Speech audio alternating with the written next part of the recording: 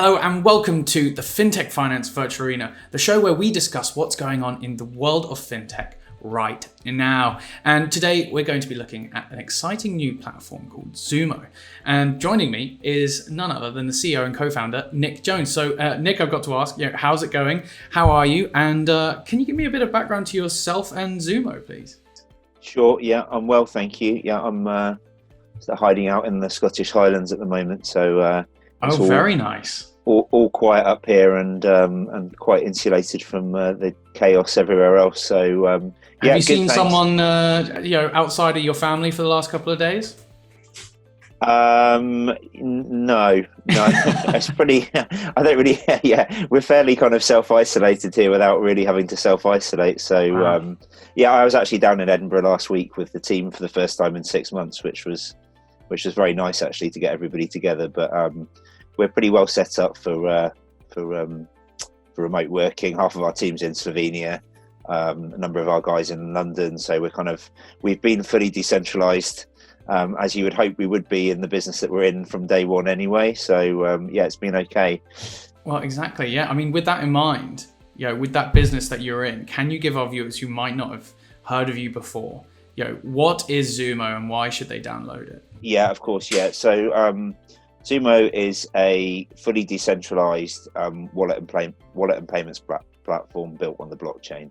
And what it does effectively is it makes money and cryptocurrency work seamlessly and safely together. And the key bit there in terms of being decentralized is we're what's known as a non-custodial wallet. So we don't take custody of any funds, of any crypto funds. We never hold any of our customers' funds, whether they're a business or a user, and that's kind of one of our core differentiators between other wallets and products in the market. That we give a generally self-sovereign experience to our users and to our businesses. So if you hold cryptocurrency with Zumo, you actually own it. It's not sitting on an exchange or in centralized storage somewhere. It's actually yours.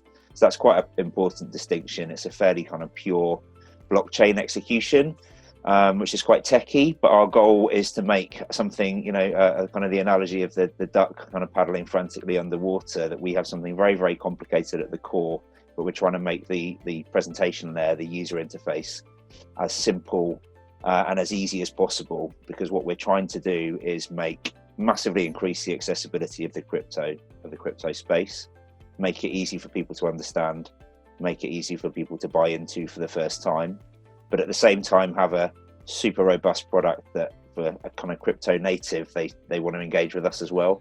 So we're trying to appeal across the board. So hopefully, for why should you download it for the first time? I think it will vary depending on who you are and where you are in the world. So if you're a crypto native, it's because we're a very kind of cool non-custodial wallet platform with a fiat on and off ramp.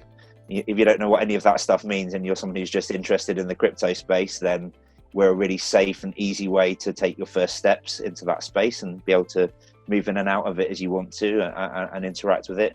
And probably if you're somewhere, if you're living somewhere in the world with even more up and down central currencies than we're currently experiencing at the moment, and hyperinflation, we probably do function as an alternative to a bank in that situation, where it's probably better for you to have your currency safely stored on your mobile device than possibly inaccessible in a bank. So it will depend. The use case will depend on who you are. But I guess our key thing is to have this very kind of hardcore underlying technology with a very, very simple. With the plumage on top. Yeah, exactly. Correct. I mean, there's some significant use cases just in those few sound bites you've given me. I mean, the central bank one as well. Very exciting stuff. I guess really kind of for the kind of retail side of things, what was the inspiration behind Zumo? What was it for you that was that kind of moment where you're like, okay, I've got to action this? Yeah, I mean, it's an interesting one. It's a great question. I mean, it's probably a little bit more iterative than that, as ever.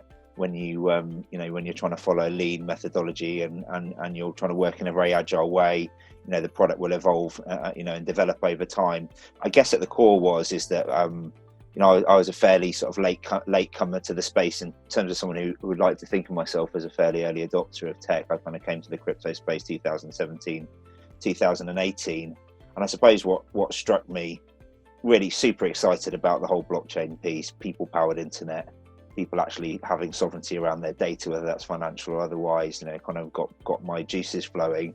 But I was fairly kind of horrified at the UX complexity, the almost deliberate level of early adopter snobbery that there was around it. A bit of a boys' club, still there unfortunately in the space, which is not great. Obviously, reputational issues, some of them deserved, some undeserved. The ICO bubble, lots of borderline scams, and all of this stuff there that was going to be inhibitors. Never mind security issues, centralized exchanges being hacked, difficulties with the on and off ramp.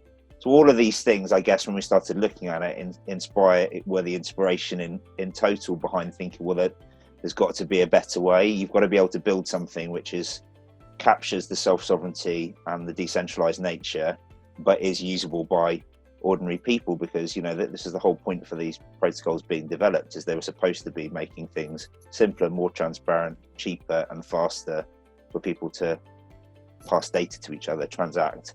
And instead what had happened is it become insanely complicated. And I'd say if you look at many blockchain projects now, even for something that looks quite simple on the outside, you'll find an incredible layers of unnecessary complexity that have been kind of bundled into them, which is off-putting for journalists, people. You look at the first couple of paragraphs when you're learning about a new technology, and then after you've hit the third paragraph, that's when things really start getting real. And so I can certainly understand where you're coming from with that. Yeah, so that was a big thing. I mean, we found the wallet problem. We'd actually built a smart contracts exchange platform for another completely different idea, and tried to plug in one of the existing wallets that was out there. And when we sent out our beta to our users to use our smart contract exchange platform, we had to send out a 2-page PDF on how to download and install the wallet and load funds. So we decided to stop working on our platform and build a wallet instead. And actually, we started off, we initially built, Zumo's built on an SDK, and we offer the product to other businesses to build a wallet platform into their product. And actually that was the germ of the idea, was to do that. And actually, in terms of, we realized that the business problem was the same as the consumer problem. Mass adoption, mainstream adoption was never going to happen unless you had an easy bridge in between kind of new and old world and a way of getting in and out. So that's where we've ended up building out the consumer, the consumer product on the back of it, identifying that initial issue. Getting excited about an industry and then being kind of I think there were just a number of kind of deserved and undeserved sort of tars being put on the space, which didn't put off my belief that there was something massively in it. And I think people are largely, or more people are seeing that now. A bigger segment of people are embracing the idea that it's probably a good idea having a parallel financial system, which is probably slightly less in the control of people that you have no control over. So you can certainly look at some serious use cases over the last 100 years. I mean, well, with that kind of the fact that you posit yourselves to try and bring in the kind of old guard when it comes to crypto, and then obviously this new kind of inclusive angle, which I find really interesting. Yep. I've got to ask then, the name Zumo, does that come from anywhere in particular? I mean, if you're trying to capture the imaginations of those two spectrums of people and bring them together, how critical was that name? Yeah, I mean, it came from many hours being locked in a room with our very, very smart brand guy who we've worked with over a long period of time. But yeah, I mean, the drivers for that were something which worked globally, something which looked and felt inclusive and was short, and something that we'd be able to build a nice identifier around. So yeah, it was come out from a fairly kind of classic brand angle, I suppose, is that we wanted something that would work whether you're in the kind of South London, South Africa or South Korea. It's something you can kind of you can comfortably reel off as being something that you're happy having on your phone. So that was the driver, really. Nice. Brilliant. Well, I mean, you've kind of touched on this slightly, but I want to ask, would you characterize Zumo as a cryptocurrency platform or a neobank? Now, I can imagine which one comes first, but I mean, is it more segmented than that? Yeah, I mean, we don't see ourselves we definitely don't see ourselves as a neobank at the moment. If we're putting the kind of the Revoluts, Monzo, Starlings as that in that group. I think we see ourselves. We always use this wallet and payments platform as our as our core thing, which obviously means quite a lot of things to people. If you think about it from a use point of view, I think one of the things we do, I talked about this before, we're providing this bridge between two kind of parallel systems, and trying to increase the interactivity between the two, and allow people and businesses to move between the two, because we're not maximalists. We don't believe that the hundreds of years worth of financial system is suddenly about to be washed down the drain in 5 minutes. I mean, who knows what happens? And there's big changes coming in that space with central bank digital currencies, and I was going to ask about CBDCs. Those largely being embraced. A very interesting kind of green light on that from the Bank of England last week. Pretty strong endorsement of that space, and some very interesting trials happening globally. We are a technology platform. We are a financial technology platform, I think, and that we have a number of ways of manifesting our technology, and it can be used in a very flexible number of ways, which I would always say that we're more broadly in the payments in that payments and wallet space than in a neobank space. I mean, our app in the UK, the UK consumer app, you could use it. You could use it as a banking app if you wanted to. We definitely don't have some of those first level features that you would expect within some of those apps, like spending pots and those kind of things, although that we could build those in if there's consumer demand. We've kind of kept it simple at first iteration, that the core kind of fiat functionality is pretty straightforward, but we could build on that. I think we'll ask our users what they want to do over time, but no, definitely, if you strip it down to the core, we're an SDK product which allows users to control multiple blockchains from a mobile device, and that is a long way from a that's quite a long way away from a neobank. Although the way that the technology can be manifested, definitely would allow that to be delivered. And it's fascinating if we look at some of the partner conversations we're involved in. We're talking to a neobank in India around building Zumo, actually as a brand that kind of powered by experience into their platform, to provide a I guess kind of Revolut style functionality within their platform, which is super interesting. And then we've got another project in Africa that we're talking about at the moment, which is powering a Pan-African B2B marketplace, where they want to take the payments rail into a crypto environment effectively. So there's a whole load. That's why the limit. That's why I would say we're not a neobank. Oh, listen, we'll no doubt. The reality is that we're early stage. I'm sure one of the we'll obviously end up focusing more heavily on one of these areas. Over time, I would imagine. But I think it feels like that's the right thing to do, having deliberately built this as a technology platform rather than setting out to disrupt the challenger banking space. So yeah. I mean, it's almost become kind of an elite in the UK anyway. But I mean, with that in mind, I'm really interested, if I don't mind picking you up on your work over in India.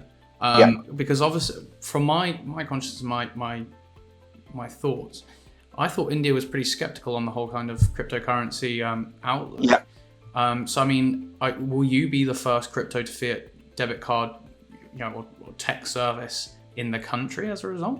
It's a good question. I mean, we're definitely, we're kind of awaiting developments in that space in India at the moment with our partner there. And I think that we are, from a regulatory point of view, the Indian government has veered between we're going to ban it, to alluding to kind of regulating it. There's, yeah, I mean, it's kind of, it's an interesting one. I mean, in that instance, and in our partner model, we kind of don't really touch any of the regulated or fiat elements. Our model for rolling out internationally is that we provide the crypto piece, the wallet and the crypto functionality in the middle, and that we always seek to work with a partner who can, hopefully partner or partners in some instances, who can provide the regulated element, the fiat element locally, so that we don't have to go through state by state or country by country regulation. The KYC and AML piece, which is related to that, but which is again the card schemes, because there's not really, brutally honest, there's not much money to be made in card schemes, and they only really work at massive scale. So you're much better off, if you can, plugging into a card scheme of somebody else's already. And then distribution is the other one. So we want to work with partners who can offer Zumo as a value add to their to their customers. So the Indian opportunity is kind of would broadly fall into all of that. We'll work with a regulated partner there, and we'll roll out at the time when they're comfortable that it's going to be, that it's the right way to do it. And we've embraced kind of the regulatory piece. It's been obvious it's coming for a number of years. We've set up to embrace that from the start. So I can especially imagine with what's been going on with CBDCs in China just next door. Yeah, absolutely. I mean, I think it's so fluid in that space at the moment. Because that was only 3 months ago, I believe. Yeah. The initial rollout. Yeah. And for all our viewers that aren't aware, that is the fact that China has recently created its CBDC and has rolled it out as a trial. But I mean, with that in mind, as you said, cryptocurrencies have been close to your heart, but you jumped in quite late. And it's one of those things where I've always thought, if you didn't jump in at the right time, there was no point. So why did you opt for cryptocurrencies? Why did you think that your kind of expertise lent itself to crypto? So I think it's very early. I think it's still, my main point on the crypto space would be, I think it's still super early. It's 10 years in. In terms of a sweep of technology adoption, 10 years is just kind of usually just beginning to gather some momentum. If you look at most of the big technological developments of the last 100 years, 10 years is, 10 years is kind of, it's going to happen or not, or it's reached some level of, maybe 2 or 3% global population. Dare I say stability? Yeah, and so, well, yeah. I mean, the last few months would suggest, certainly at the top end. I mean, it's very, it's fascinating. We are definitely, for a number of reasons, but we'll always, not least that funds are held on chains. We can only work with chains that we're confident are really, really secure, and they tend to be the ones that are very well capitalized for obvious reasons, because they, I guess we'll focus on that subset, which is the sort of the 10 by biggest market cap. We've got 2 at the moment. We'll grow that over time, but in a very selective way. Our kind of basic test of that is, could I explain to someone from outside the space what that coin is for? And if it takes more than a couple of sentences, it's probably not going to be able to explain it to someone. And if someone can't understand it, you shouldn't be trying to offer it to them. So that's probably been a big thing. So we really want to focus on these well capitalized coins that have a reason, that have a purpose behind them, that you understand what they're for. That said, I think it's super early. It's super early for the space. It's yet to be defined, but I think that there will be and there are growing massive benefits for users in terms of investing in the space versus other more traditional, versus other assets, which we're seeing over the last few days with this tech sell-off in the US. Crazy, more money wiped off of Tesla's market cap in a day than the total market cap of Volkswagen and General Motors put together. It's kind of, we live in interesting times, and I think I agree with you. Obviously, I think that you've got the whole the 2010-11 brigade on Bitcoin, who everybody wishes they could have been the guy that bought the 100 Bitcoin in 2010. It would have been a nice place to be. But I think there are just on a small level, I know a load of kind of late adopter but fairly financially literate friends of mine who bought on March the 18th this year, Bitcoin at 3,600 quid and sold at 9,500 last week, and had a pretty good return, had a pretty decent return through the pandemic, through the trough of the pandemic. And equally, there is definitely some interesting, one of our views is that there's some interesting, there is some really interesting opportunities for users there's some really interesting opportunities to in that price volatility to help people move funds around between currencies in the same way that people trade FX and are pretty fluid. And that's something that we will be exploring more and more over the next couple of years as we kind of build the data around that. So yeah, I think so. One, I think it's early. Two, I think there are some really interesting stores of value for people now.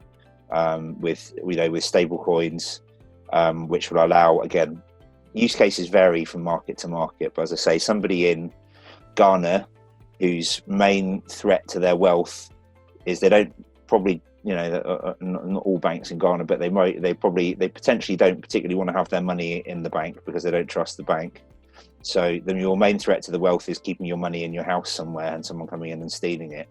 So having the money locked up in a hyper secure mobile wallet, which you can then access, which is not subject to hyperinflationary issues that you would be experiencing, it kind of makes a lot of sense. I think there's, as I say, it's to be defined but I think that there are straight away, and we've seen that from the amount of retail money that's gone into crypto over the last 3 or 4 months. Definitely. I mean, that really does lead me on to my next question absolutely perfectly. In the fact that you mentioned how in Ghana, people either, if you're banked, you don't trust it. So a lot of people are unbanked. I think the stat that I have from my notes here is 1.7 billion adults are currently underbanked or even unbanked.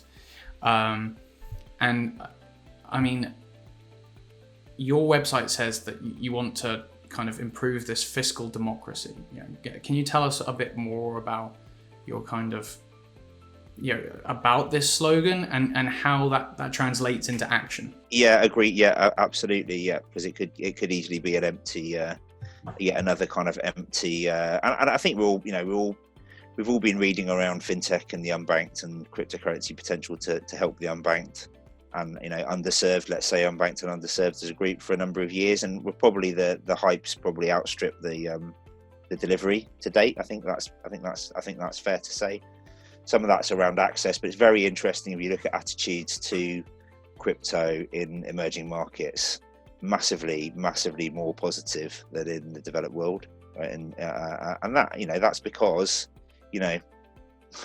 mature markets are slow to develop. Well, they are a bit, but also Bitcoin and Ethereum price volatility can often look not that bad. Will often look fairly conservative in comparison to reality. To the reality in local markets. I mean, look at Argentina as a someone like us. Argentina, heavily developed industrial society. Being subject to unbelievable currency devaluation, hyperinflation. No one's money's worth everything. So you have this massively passionate crypto community that's developing there because they want to have something out with what they see as a kind of corrupt layer where they just don't trust it anymore. So there's a few things leading into that. One, obviously, smartphone and mobile penetration being what's driving internet use everywhere. There's a stat, I think 72% of all internet use will be smartphone based by 2025. So, and really that's because, they talk about this leapfrog effect in the emerging markets, and that's because there's no point putting copper cables in the ground for the internet if you can you can service people much more effectively through smartphones. Price of smartphones has been dropping through the floor. You can get a pretty good Android Go smartphone in Bangladesh, a Symphony phone for $40, often heavily incentivized to do that, and there's ways of buying it over time. So penetration of these technologies is growing massively, and if you look at a lot of the innovations in mobile payments have come from markets where they've skipped a load of steps. They've done that leapfrog. They haven't had to do, wide cables and desktop machines. So everybody talks about M-Pesa, but obviously M-Pesa and a number of other of similar products like that. And so I think there's a massive appetite. There's a huge appetite in many emerging markets for things that are mobile first, alternative, and which allow direct peer-to-peer payments, and take the banks out the system in those, and take the banks and very expensive interchange rates and all this, actual physically difficult moving between currencies, and something which is a genuine alternative to that can put it forward. So the fiscal democracy piece is, we know that I think at its core, the whole point here is that crypto is money that is owned by people, and so that idea in many places, and it's not, it's interesting in many parts of the world, that idea is far less terrifying than money that's owned by people that by people and forces that you don't know, particularly when we're seeing it being used politically, as we are at the moment. There's definitely extraordinary politically motivated central currency manipulation happening in some of the bigger democracies some of the bigger democracies in the world at the moment, which all plays to this narrative. So for us, it's access. So it's giving people access to a fairer system, particularly a way of storing value and paying each other, which is more secure and less expensive. And that to me, that's the easiest way to kind of explain it.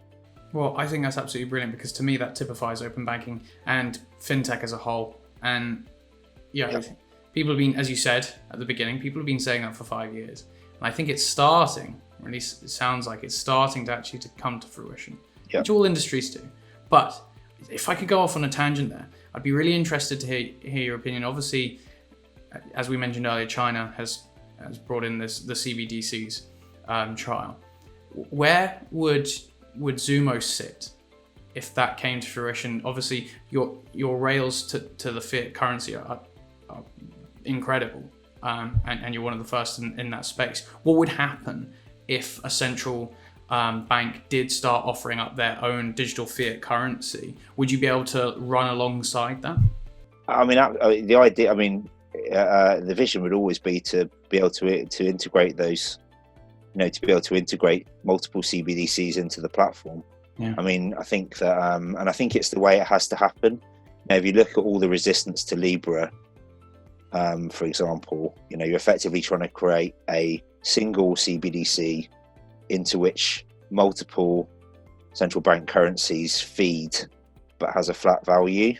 And we've seen with all the regulatory hurdles that team has had to kind of encounter, and who knows what it looks like when it comes to market. I hope they do get it to market, by the way, and we would love to have whatever Libra looks like in the platform, if it does work as a kind of flat global currency and store of value. It's a really interesting, I still believe it's an interesting opportunity. But if you look at that from the reason why the central banks stopped that from happening in its first iteration effectively, is the reason why CBDCs have a much stronger chance of working, and of working in unison with with kind of true cryptos and some of the other digital assets that are more credible digital assets that you can buy into. I mean, I wouldn't want to necessarily put an opinion one way or the other, but it'll be fascinating to see what the future of stablecoins is in a world where CBDCs are accessible and easily interchangeable with true cryptos. Whether that ends up being a bit of one of those technologies that's a bit of a bridge, a useful bridge, but maybe doesn't. I don't know. I mean, it's fascinating. I think there's possibly stablecoins that aren't. You would question the validity of stablecoins based on other currencies. Probably stablecoins based on different asset classes like gold, and you mentioned that in your questions. But so yeah, fascinating to see how that all plays out. But the vision for us would be, absolutely, if we could have especially if you could have a super lean way of swapping at incredibly low FX rates between cryptos and the CBDCs in app, so that you could be doing ultra low cost cross-border transactions and taking the currency conversion cost out of the back end. That would be the dream. That'd be absolutely amazing. And Kind of going back to Zumo a bit, because we did start to I did start to ask you these crystal ball questions about the future of the industry. But I mean, obviously, as we've learned from this conversation, your mantra is very much trying to help increase the financial, the literacy of people around crypto. Yeah. Currently, I mean, you could argue that there's been financial services that have been offered for 100 years that people have never even grappled with currently, with investments or anything, ISAs. Yeah. What is it that makes you feel comfortable in knowing that you'll be able to convince the kind of financial services layperson, get them invested in crypto? And then could I also ask, do you think you'd then be able to even offer up some of these kind of more exciting financial services like investments through this crypto platform on Zumo? Well, to start with the second question first, I mean, there are definitely, again, we'll see what consumer appetite comes around. But we would be absolutely pragmatic about that. And if there was a chance to, it would always be a partner thing, I think, but it's complicated enough doing what we're doing. But to pull in an investment, to put in an investment platform, we're just actually about to launch, and I don't know if it's next week's release, but the week after, a kind of asset management front screen on the exchange, which will show you your buy-in price on any of the assets and how that's gone up and down over time.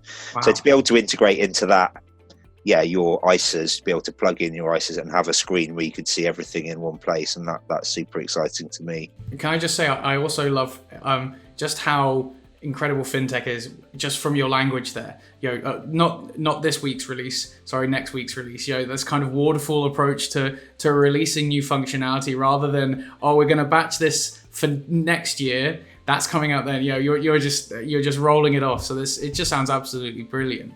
Yeah. So I think, I think there's loads of opportunity to look at both interesting digital asset plays and others. We'll actually have, again, it'll be interesting. One of the guys in India who we're partnering with, they have a direct stock investment platform as part of their kind of core of company. So it'll be very interesting to see how that plays out. But I think, again, to that point, it's not either or. I think that, and certainly, we're kind of focused for our go-to-market in the UK on sort of a bit of a lookalike, financially literate millennials who are kind of interested in taking control of their own cash. They probably do some Robinhood or other type investing. I was going to bring that up when you mentioned Uber, and obviously a large portion of it has come from this new generation that probably would never have started in investing, but because they started investing in stocks rather than percentage of stocks, it's created a whole new market. Do you think that's where you see Zumo?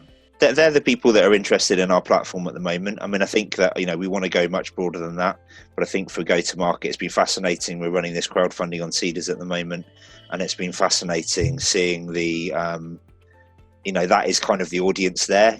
People who do, will do that, will like the idea of doing some early stage investing, and it's a technology platform to do it through. And it's been fascinating how taking questions of people, hundreds of questions from people who aren't in the space but who are financially literate, asking these very educated and interested questions. So I think that we can communicate to those people, to that group of people quite easily. And funnily enough, at the other end of the spectrum, we know that in a lot of emerging markets, the communication challenge has kind of been done by how unfit for purpose many of the traditional systems are. I mean, probably the hardest group is to communicate with on any play like this are the people in Western societies who just don't think it's important and who aren't engaged, and that's a huge challenge. I mean, that I would say hard to overrule on anything. Yeah, I'm not envious of that. No, I mean, that's the biggest challenge. I think, and there's a number of admirable fintechs out there trying to persuade people to save and trying to persuade people to look at this in any detail. And it's a generational challenge, I think, and probably one I'm glad I'm not actually at the vanguard of solving. But I hope somebody does solve it. And if they, and I think that once people. Yeah, there's a bit of a literacy thing, but I think it's fascinating that you kind of see it at either end of the the spectrum. It's either people who are quite sophisticated in their approach, or who've become sophisticated because they're looking for alternatives in emerging markets. I'll share this social media report that we've just had done, looking at the places where the sentiment in the world is most globally favourable towards cryptocurrency, and you can pretty much draw a map of places where there is high adoption of technology and smartphones and a kind of low level of trust and some economic issues with central banks. It's fascinating, but it's a big challenge. You're absolutely right. I think there's some good tailwinds for us at the moment for the space. I think people are quite, the veil's been pulled away a bit on the traditional sit. People are questioning it, and I don't think they ever have done before. And because really it hasn't been fixed since 2008, and people are very aware of that. Lots of people are very aware of that. And I think people are, lots of people are curious, but it's definitely a challenge. I mean, I don't think, I think trying to, you just got to stick to the benefits. Nobody understands how the internet works, right? Really. If it went down, I wouldn't be able to put it back up, let's just say. Yeah, exactly. Excellent. Well, just before we run out of time, I've got to ask you one last crystal ball question. Where do you see the future of Zumo? We want to build a global company. We want to build a really successful company. We want to build a company that becomes profitable in a reasonable amount of time and not be on some everlasting hamster wheel of fundraising, because it's the least fun bit of running a business. So those things. But I think with all of that, we want to stay true to our values and purpose. So we want to have this impact. We want to do it in the right way and be one of those companies that people talk about as having made some money but done some good at the same time. If we do that, I'll be very happy. Well, I think just from the if I was to categorize the Zoomer generation, if you don't mind the play on words with your name, they seem to be very interested in that kind of making money work for good. So I think as you said, that tailwind seems to be in your favour. And can I just say, it's been an absolute pleasure speaking with you, Nick. So thank you so much for joining us. I hope you've had a good time yourself. No, thank you. It's been good. It's always good fun to chew the fat on this stuff.